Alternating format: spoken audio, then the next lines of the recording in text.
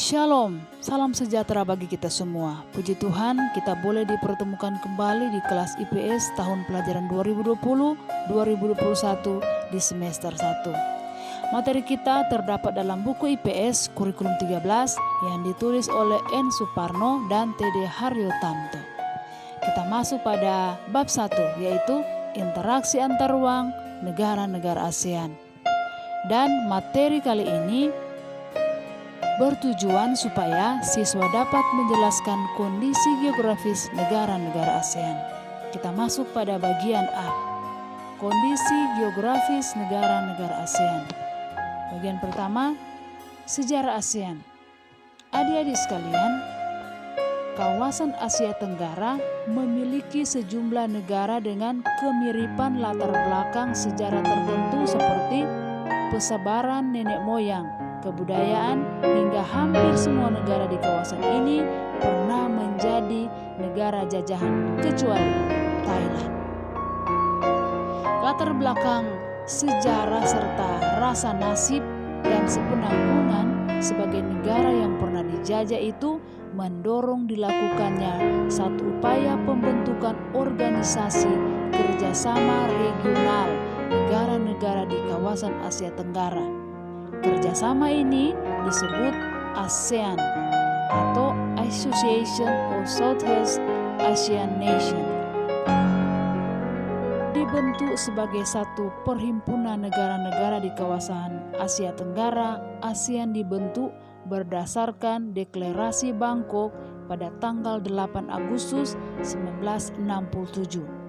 Deklarasi tersebut ditandatangani di kota Bangkok, Thailand oleh utusan para menteri luar negeri 5 negara pendiri ASEAN. Pada perkembangan berikutnya, jumlah negara-negara anggota ASEAN bertambah.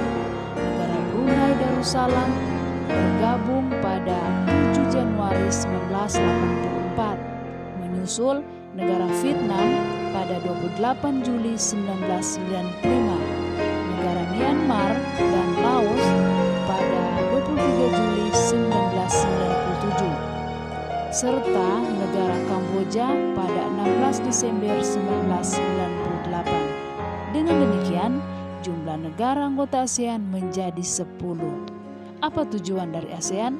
Yang pertama, memelihara dan meningkatkan perdamaian, keamanan dan stabilitas, serta lebih memperkuat nilai-nilai yang berorientasi pada perdamaian di kawasan. Yang kedua, meningkatkan ketahanan kawasan dengan memajukan kerjasama politik, keamanan, ekonomi, dan sosial budaya yang lebih luas lagi.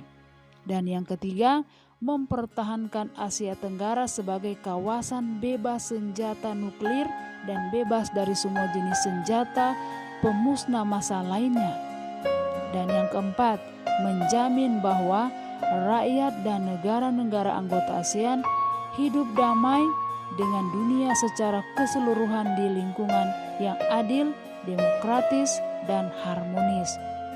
Yang kelima, menciptakan pasar tunggal dan basis produksi yang stabil, makmur, sangat kooperatif, dan terintegrasi secara ekonomis melalui fasilitasi dan efektif untuk perdagangan dan investasi yang di dalamnya terdapat arus lalu lintas barang.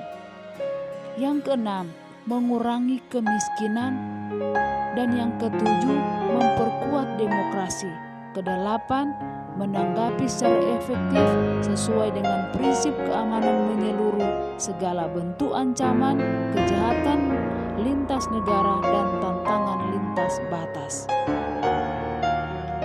Yang kesembilan, memajukan pembangunan berkelanjutan. Dan yang ke-10, mengembangkan sumber daya manusia melalui kerjasama yang lebih erat. Dan yang ke-11, meningkatkan kesejahteraan. Dan yang ke-12, memperkuat kerjasama dalam membangun lingkungan yang aman. Dan ke-13, memajukan ASEAN. Dan yang ke-14, memajukan identitas ASEAN. Dan yang ke-15, mempertahankan sentralitas dan peran produktif ASEAN sebagai kekuatan penggerak utama dalam kehidupan dan kerjasama sesama dengan para mitra eksternal dalam arsitektur kawasan yang terbuka, transparan, dan inklusif.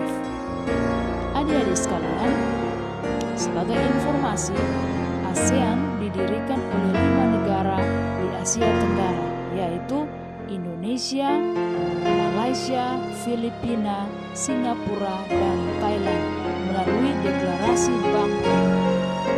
Para menteri luar negeri penanda tangan deklarasi Bangkok ialah Adam Malik, itu adalah wakil dari Indonesia, Narcisco Ramos dari Filipina, Tun Abdul berasal dari Malaysia, dan Raja Ratnam berasal dari Singapura, dan Tanat berasal dari Thailand. Sebagai informasi yang berikut, tiap negara anggota ASEAN mengangkat seorang wakil tetap utusan ASEAN dengan gelar duta besar.